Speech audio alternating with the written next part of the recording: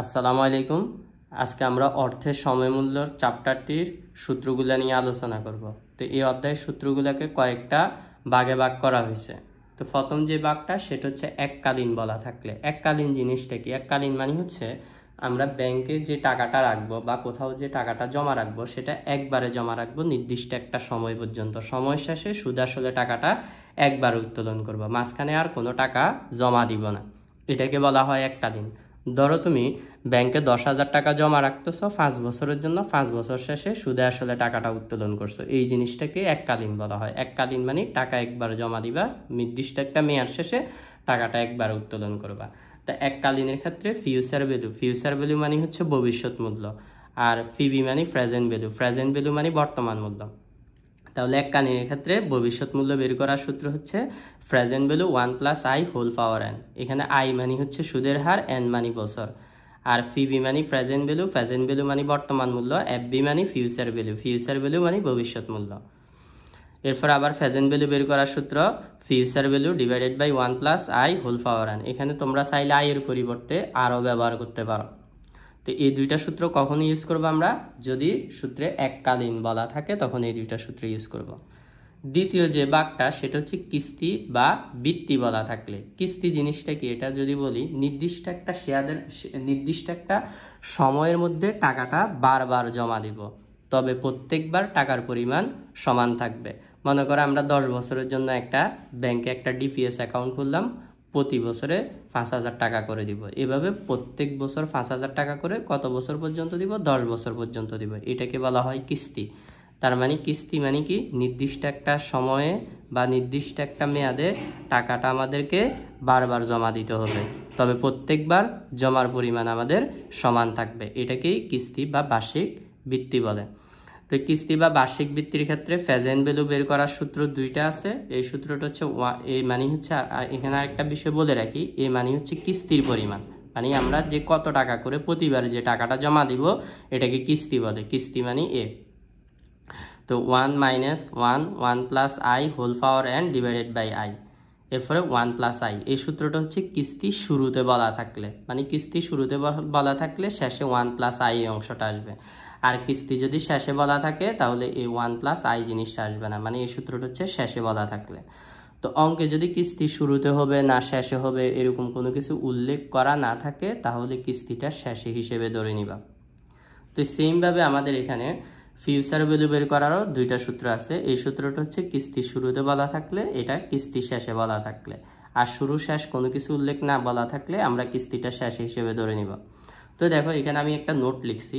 নোটটা হচ্ছে চক্রবৃদ্ধি যদি বছরে একাধিকবার হয়, এটার সাথে আর একটা কথা অ্যাড করে নিবা তোমরা, বা কিস্তি যদি বছরে একাধিকবার হয় তাহলে উপরিউক্ত যতগুলা সূত্র আছে, মানে এককালীন আর কিস্তি, এখানে যতগুলা সূত্র আছে প্রত্যেকটা সূত্রের মাঝে একটা এম আসবে, যেখানে আই থাকবে সেখানে এম দ্বারা ভাগ করতে হবে, মানে আই এর নিচে এম ভাগ হিসেবে বসবে, এন কে এম দ্বারা গুণ করতে হবে। মোট কথা চক্রবৃদ্ধি বছরে একের অধিকবার হলে আই কে এম দ্বারা ভাগ, এন কে এম দ্বারা গুণ করতে হবে। যেমন আমরা যদি সূত্রটা যদি দেখাই, এই যে এখানে আই আছে, আই এর নিচে ভাগ এম, এন এর সাথে গুণ এম। এখানেও আই আছে, আই এর নিচে ভাগ এম, এন এর সাথে গুণ এম। এখানেও আই আছে, আই এর নিচে এম ভাগ, এন এর সাথে এম গুণ। এখানেও সেমভাবে একইভাবে কাজগুলো করবা। তো বাকি সবগুলা সূত্রে এই সেম একইভাবে কাজ হবে। তা আশা করি তোমরা সবাই এটা বুঝতে পারছো। এখন আমরা যে ভাগটা নিয়ে আলোচনা করব সেটা হচ্ছে মিশ্র নগদ প্রবাহ বলা থাকলে। এখন মিশ্র নগদ প্রবাহ এটা বুঝবা কিভাবে? এটা অনেকটা কিস্তির মতো, মানে নির্দিষ্ট একটা সময়ের মধ্যে আমরা টাকাটা বারবার জমা দিব, তবে প্রতিবার জমার পরিমাণ ভিন্ন ভিন্ন হবে। মনে করো প্রথম বছরে 3,000 দিলা, দ্বিতীয় বছরে 2,500, এরপরের বছরে 5,000, এরপরের বছরে 4,000। এভাবে এক এক বছরে যদি এক এক রকম টাকা দাও তখন এটাকে বলা হয় মিশ্র নগদ প্রবাহ বা অসমহ টাকার পরিমাণ। তো এটার ক্ষেত্রে আমাদের প্রেজেন্ট ভ্যালু ফিউচার ভ্যালু বের করার অনেকগুলো সূত্র আছে।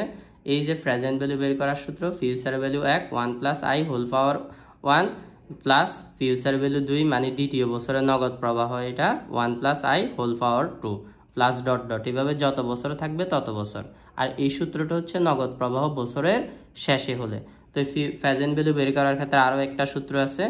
এই সূত্রটা হচ্ছে নগদ প্রবাহ শুরু হলে। তো নগদ প্রবাহ যদি শুরুতে হয় তাহলে এই যে আমরা এখানে নিচে আগের সূত্রে 1 লিখছি, এখানে 0 দিয়ে শুরু হবে, এরপরে ট্যাগ মানে ফিউচার ভ্যালু 2 মানে দ্বিতীয় বছরের নগদ প্রবাহ যেটা সেটার নিচে n এর মান 1 বসবে, আর প্রথম বছরের নগদ প্রবাহটাতে n এর মান 0 বসবে।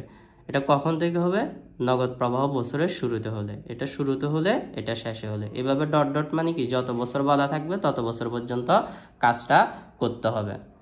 তো সেমভাবে ফিউচার ভ্যালু বের করার ক্ষেত্রেও দুইটা সূত্র, একটা নগদ প্রবাহ শুরুতে আর একটা শেষে। এই সূত্রটা মানে future present value 1 1 plus i whole power n, present value 2 1 plus i whole power n minus 1 plus dot dot মানে এর পরেরটাতে n এর মান 2 হবে, মানে n মাইনাস 2, এর পরেরটা n মাইনাস 3। এভাবে যত বছর আছে তত বছর পর্যন্ত করতে হবে। আর এই সূত্রটা কখনই ব্যবহার করব? নগদ প্রবাহ বছরের শুরুতে বলা থাকলে। আর নগদ প্রবাহ বছরের শেষে বলা থাকলে মানে এই জায়গা থেকে শুরু হবে, মানে n-1, তারপরে 10-2 প্লাস n-3, এরকম করে করে ডট ডট দিয়ে যাবে। এটা কখন? নগদ প্রবাহ বছরের শেষে বলা থাকলে। এখন দেখো, নগদ প্রবাহ বছরের শুরুতে হবে না শেষে হবে এরকম কোনো কিছু যদি প্রশ্নে উল্লেখ না থাকে, আমরা বছরের শেষে হিসেবে ধরে নিব।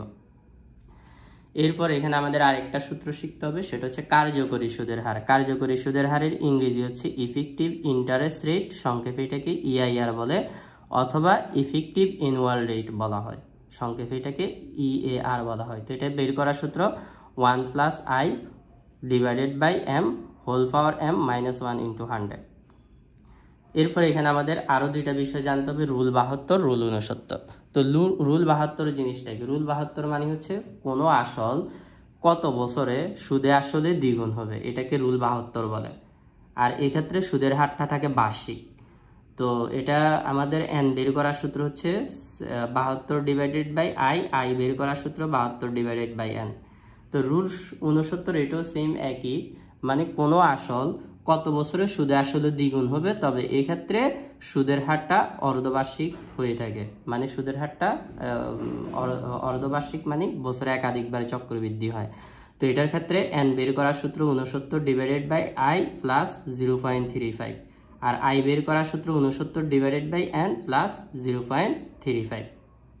তো দুইটাই কত বছরে দ্বিগুণ হবে, মানে এটার ক্ষেত্রে সুদের হারটা থাকে বার্ষিক, এটার ক্ষেত্রে সুদের হারটা থাকে অর্ধবার্ষিক। তা আশা করি তোমরা এই দুইটা সূত্র বুঝছো। সর্বশেষ আমাদের যে সূত্রগুলো নিয়ে আলোচনা করব সেগুলো হচ্ছে সরল সুদ। তো সরল সুদের ক্ষেত্রে ফিউচার ভ্যালু বের করার সূত্র present value plus present value I মানে সুদের হার, n মানে বছর। আর প্রেজেন্ট ভ্যালু বের করার সূত্র ফিউচার ভ্যালু 1 প্লাস IN। তো এই হচ্ছে আমাদের সরল সুদ। তো সরল সুদ যদি অঙ্কে বলা থাকে তাহলে প্রেজেন্ট ভ্যালু বের করার সূত্র এটা ব্যবহার করবা, ফিউচার ভ্যালু সূত্র এটা ব্যবহার করবা, প্রেজেন্ট ভ্যালু সূত্র এটা ব্যবহার করবা। এবার আসো আমাদের সূত্রে যে m আসে বলছিলাম, m এর মান কখন কত হবে? তো যদি অর্ধবার্ষিক বলা থাকে তাহলে m এর মান হবে 2, আর যদি মাসিক বলা থাকে m এর মান হবে 12, আর যদি ত্রৈমাসিক বলা থাকে m এর মান হবে 4, দ্বিমাসিক বলা থাকলে m এর মান হবে 6। এভাবে এই জিনিসগুলো মনে রাখবা। আর যদি সপ্তাহ বলা থাকে m এর মান হবে 52।